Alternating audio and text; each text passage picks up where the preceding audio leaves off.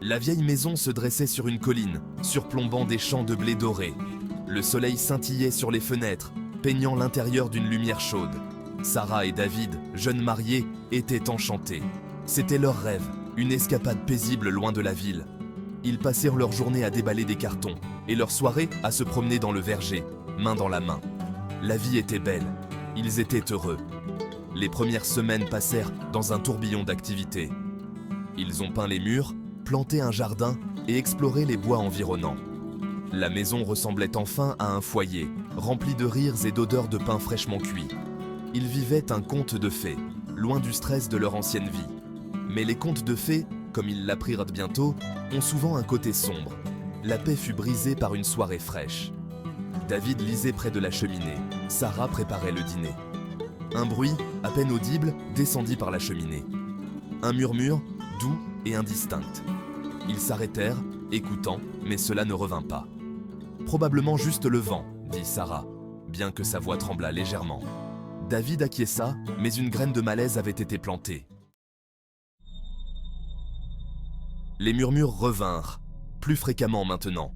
Ils semblaient émaner des murs eux-mêmes, serpentant à travers la vieille maison, comme des fantômes. Ils étaient toujours doux, toujours juste hors de portée de voix. Sarah commença à ressentir un malaise constant, une sensation de picotement à la nuque. David, toujours pragmatique, essaya de rationaliser les sons. Les vieilles maisons craquaient, argumentait-il. C'était le vent, ou des souris dans les murs. Mais même lui ne pouvait chasser le sentiment que quelque chose n'allait pas. Une nuit, Sarah se réveilla en sursaut. Les murmures étaient assez plus forts maintenant, empreints d'une urgence effrayante. Elle pouvait presque distinguer des mots, bien qu'elle ne pût pas tout à fait en déchiffrer le sens. Elle réveilla David, sa main tremblant sur son bras. Ensemble, ils écoutèrent les murmures tourbillonner autour d'eux, semblant suinter des pierres mêmes de la maison.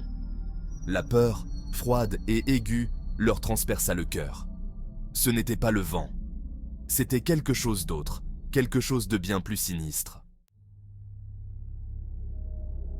Les jours se sont transformés en semaines, les murmures en déclarations glaciales. Ils étaient plus forts, plus colériques. Sarah et David ont commencé à vivre d'étranges phénomènes. Des objets bougeaient tout seuls, les portes claquaient sans raison. Des zones froides sont apparues dans certaines pièces, les glaçant jusqu'aux os. Le sommeil est devenu un lointain souvenir, remplacé par un état d'anxiété permanent. La maison, autrefois leur sanctuaire, était maintenant une prison de peur.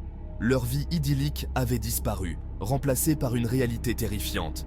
Ils ont essayé d'ignorer les événements, de faire comme si les choses étaient des normales. Mais la maison avait d'autres projets. Elle devenait de plus en plus hostile, comme irritée par leur présence. Ils n'étaient au plus des invités bienvenus, mais des prisonniers terrifiés dans une maison hantée. Ils devaient en trouver un moyen de s'échapper. Mais comment s'échapper d'un endroit qui vous retient captif? Un jour, alors qu'il cherchait dans le grenier l'origine d'un courant d'air particulièrement froid, David tomba sur un compartiment caché. À l'intérieur, recouvert de poussière, se trouvait un journal relié de cuir. Les pages friables racontaient une histoire horrible. La maison, semble-t-il, avait un passé sombre et violent. Un siècle plus tôt, une famille avait été brutalement assassinée entre ses murs. Le tueur, poussé par la cupidité et la folie, avait enseveli leur corps dans la maison elle-même. Le journal se terminait brusquement, la dernière entrée étant une confession glaçante de culpabilité et de désespoir. La dernière phrase du journal résonna dans leur esprit. Les murs ont des oreilles, et ils réclament vengeance. Les murmures, les ombres, les événements effrayants, tout prenait sens maintenant. Ils n'étaient ni pas seuls dans la maison. Ils vivaient avec les esprits de la famille assassinée, leur rage et leur chagrin imprégnant la maison elle-même. La maison n'était pas seulement hantée, c'était une tombe, un monument à un crime horrible.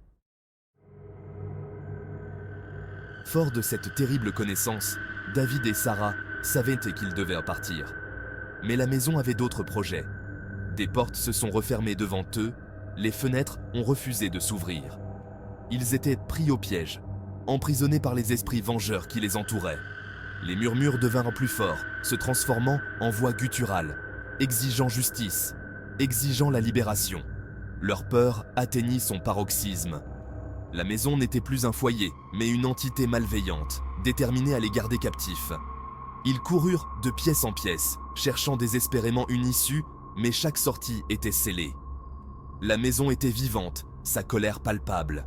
La température a chuté, un froid glacial émanant des murs. L'air s'est épaissi de l'odeur de la pourriture, l'odeur de la mort leur collant à la gorge. Ils étaient pris au piège d'un cauchemar sans issue. Les esprits se rapprochaient. Poussés à bout, Sarah et David se retrouvèrent dans le salon, la pièce la plus grandiose de la maison. C'est là, selon le journal, que les meurtres avaient eu lieu. Alors qu'ils se tenaient là, paralysés par la peur, les murmures se sont fondus en des voix distinctes. La pièce se refroidit, l'air s'épaissit de la présence de l'invisible. Des ombres dansèrent dans les coins, prenant des formes grotesques. Le couple se blottit l'un contre l'autre, leurs yeux scrutant la pièce, leur respiration se réduisant à de faibles halètements de terreur. « Vous êtes chez nous », gronda une voix qui résonna dans la pièce. Elle était froide, remplie d'une rage ancestrale. « Vous profanez nos tombes ». Une autre voix, remplie de chagrin et de désespoir, se joignit à la première. « Quittez cet endroit », supplia-t-elle. « Partez et ne revenez jamais. » Les voix tourbillonnaient autour d'eux, une cacophonie de colère et de douleur. David et Sarah étaient encerclés, les esprits se refermant sur eux. La panique les saisit. Ils devaient s'échapper, se libérer de ce cauchemar. David attrapa la main de Sarah et ils coururent vers la porte d'entrée. Mais la maison riposta. Des meubles ont volé à travers la pièce, leur bloquant le passage. Le sol s'est incliné sous leurs pieds, les envoyant s'étaler au sol. Des mains invisibles les ont griffés, leur emprise glaciale brûlant comme le feu.